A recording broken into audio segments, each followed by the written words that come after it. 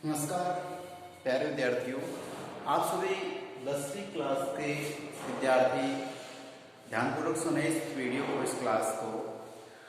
कारण क्या है कि अपना जो 12 नंबर 11वां अपनी का एक कहानी थी जो पढ़ ली मुंशी प्रेमचंद की बहुत ही रुचिकर, मतलब यूँ कहें सबको पसंद आने वाले एक हस्ताक्षर है, महान व्यक्ति रहे हैं और उनकी कहानियाँ कोई भी इंसान बहुत दिलचस्पी से पढ़ता है। लेकिन अभी जो पढ़ने जा रहे हैं थोड़ा सा पाठ जो है ना, है तो बहुत ही महत्वपूर्ण बोर्ड की दृष्टि से, समझने की दृष्टि से। लेकिन पाठ का नाम देखिए, स्त्री शिक्षा के विरोधी कुतर्कों का खंडन। और फिर लेखक महोदय महावीर प्रसाद द्विवेदी। दोनों ही चीज डिफिकल्ट है, याद करनी पड़ेगी, होंगी नहीं, याद करनी पड़ेगी। और क्यों करनी पड़ेगी? क्योंकि बोर्ड में क्वेश्चन जरूर इस पाठ में से आता है और ये पाठ अभी रखा गया है, हमारे सिलेबस में हटाया नहीं गया है। तो अगर ये गद्य खंड में देखें तो 10वां था पाठ अपूर्व शोभन, फिर 11वां ईदगाह गया, फिर 12वां ये उत्तरी शिक्षा गई, इस तरह से। तो ये क्रम वही है, हालांकि कुछ लेसन हट जाते हैं।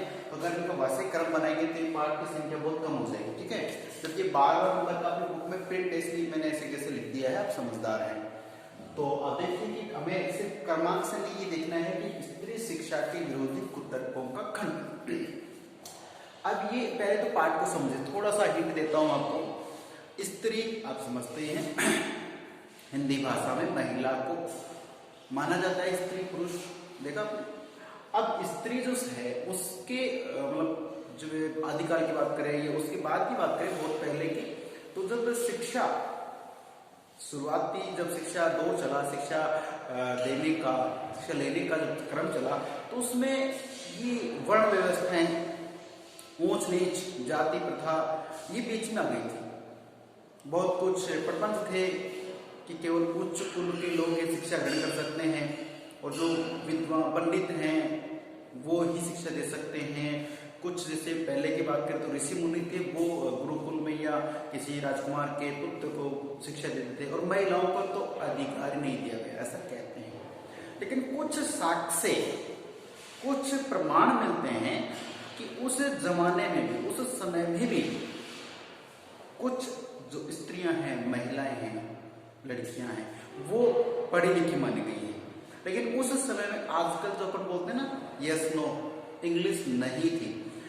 एकमात्र भाषा संस्कृत भाषा थी और संस्कृत भाषा का शुद्ध रूप पुरुष जो प्रधान जो समाज रहा उसमें वो लोग नहीं बोल पाते थे।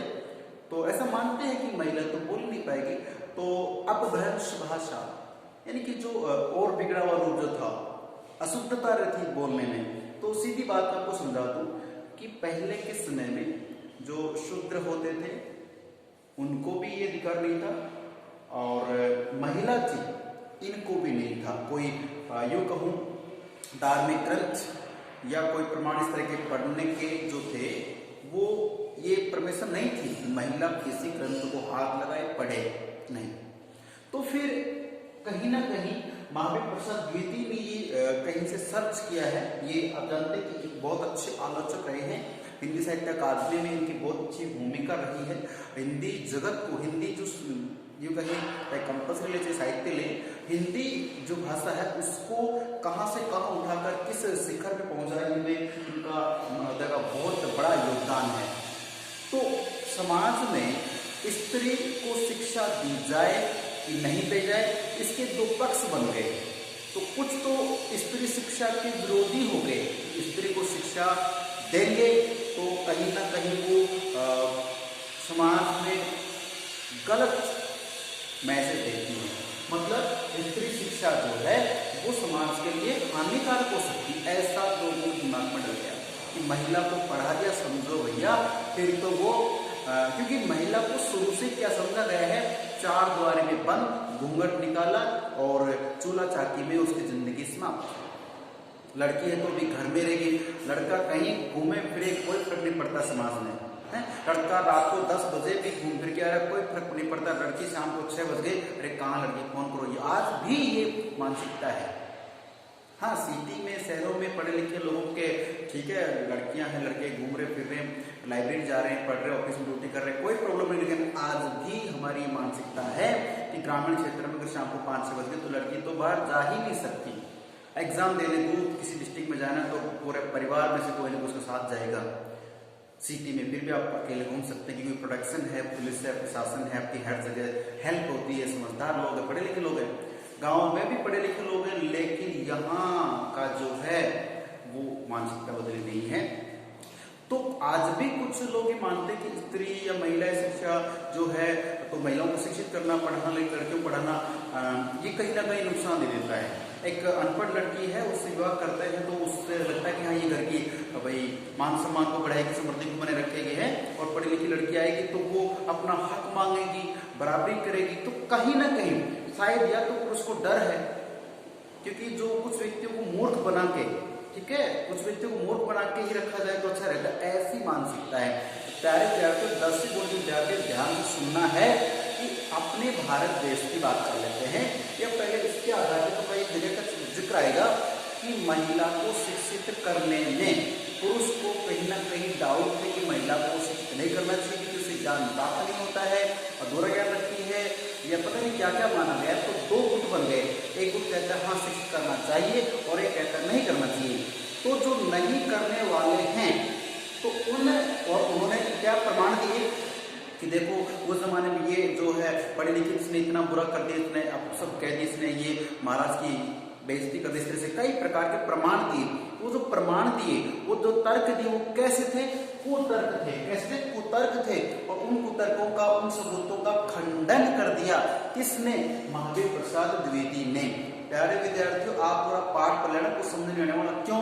क्योंकि इस पाठ में बहुत उलझी हुई गुत्थी है। मैं सुलझाने का प्रयास कर रहा हूँ। बस करना क्या आपको, मैं जो पढ़ा रहा हूँ ध्यानपूर्वक सुनना, समझना है कि एक समय था जब महिलाओं को पढ़ाने के लिए कोई राजी नहीं था, क्योंकि महिला के लिए बताया गया कि महिला को पढ़ाने से ये नुकसान हो सकते हैं। उन नुकसानों का जो सबूत थे, जो तर्क थे, उनको तर्क अच्छे थोड़े ना कुतर्क हो गए, वो उन कुतर्कों का खंडन कर दिया, उन्हें नकार दिया कि ये आपकी बातें बेबुनियादी हैं। ये करने वाले एकमात्र हमारे महावीर प्रसाद द्विवेदी जी हैं। और इनका ये पाठ जो 10वीं बोर्ड में बहुत अच्छे अंकों के लिए आपको दिया गया है। तो मैं चाहता हूँ कि इस पाठ को पढ़ेंगे, उससे पहले जानेंगे महावीर प्रसाद द्विवेदी का जीवन परिचय। इनका जन्म 15 मई 1864 में 15 मई 1864 में रायबरेली के दौलतपुर गांव में, दौलतपुर को दौलतपुरा कहो, दौलतपुर गांव में जो कि उत्तर प्रदेश में है। रायबरेली काफी प्रसिद्ध हो चुका है, आपने सुना होगा। तो रायबरेली जो है उत्तर प्रदेश का एक जिला है और उसमें इनका दौलतपुर गांव में जन्म हुआ। क्लियर? चलिए। और ये पिताजी का नाम था राम साहेब दुबे जी, पंडित राम साहेब दुबे जी है ये। और ये कन्या कुब्ज ब्राह्मण थे। कन्या कुब्ज का मतलब देखिए, ब्राह्मण कई प्रकार के होते हैं, मैं तो इतना समझता नहीं, लेकिन मान के चलिए कि कन्या कुब्ज जैसे जो विद्वानों का एक श्रेष्ठ मंडल होता है, तो अच्छे रीति नियमों के अनुसार चलने वाले कन्या कुब्ज ब्राह्मण है। और पारिवारिक जो कंडीशन है ना, स्थिति वो थोड़ी सी नाजुक थी, आर्थिक तंगी थी। इसके चलते जल्दी से ही थोड़ा पढ़ लिख के और पढ़ाई लिखाई की संस्कृत, हिंदी, इंग्लिश सब घर पे ही सीख ली थी उन्होंने। और सीखने के बाद रेलवे डिपार्टमेंट में नौकरी कर ली। और उस जमाने में तनख्वाह पता नहीं 100 या 150 रुपये थी। लास्ट में छोड़ा था इन्होंने 200 रुपये नौकरी की तनख्वाह तक छोड़ दिया था। तो 18 वर्ष की उम्र में इन्होंने रेलवे विभाग में नौकरी कर ली। लेकिन अपने से बड़े अधिकारी से इनकी थोड़ी बात बनी नहीं, इस चक्कर से नौकरी को त्यागपत्र दे दिया। और त्यागपत्र दिए थे कब? 1904 में रेलवे की नौकरी से त्यागपत्र दे दिया। और उस समय जब नौकरी छोड़ी थी, 1 महीने की सैलरी 200 रुपए हुआ करती थी। प्यारे विद्यार्थियों, सोचो, पूरे महीने की सैलरी 200, आज वो 2 लाख के बराबर हो सकती, इतने पहले की बात है।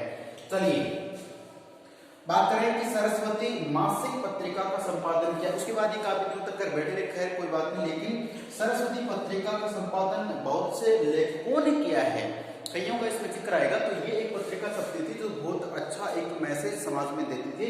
इस पत्रिका की ओर से, इस पत्रिका के संपादन के लिए इनके पास एक आमंत्रण आया कि महावीर द्विवेदी जी, आप हमारे इस भाई जो छापा खाना है, पार्क जो कंपनी है, इसमें आइए। तो ये वहां पे पहुंचते हैं कब? तो उन्होंने ये सरस्वती पत्रिका का इन्होंने संपादन किया। उसके बाद ये इनके जीवन का सबसे महत्वपूर्ण घटना है। आगे काव्य संग्रह की बात कर ले तो काव्य मंजूषा, कविता कला और सुमन, ये इनकी इंपोर्टेंट रचनाएं रही हैं। और भी रचनाएं बहुत सी लिखी हैं, लेकिन हमारी इंपोर्टेंट हैं। बाद में बात करेंगे निधन की। तो निधन जो है इनका 21 दिसंबर, ठीक है, 21 दिसंबर ध्यान रखें, बहुत इंपॉर्टेंट क्वेश्चन है जीके के लिए, ठीक है। 21 जून बहुत बड़ा दिन, 21 दिसंबर देखते हैं कुछ बराबर होने की संभावना है। 21 दिसंबर 1938 में इनका देहांत हो गया है, ठीक है।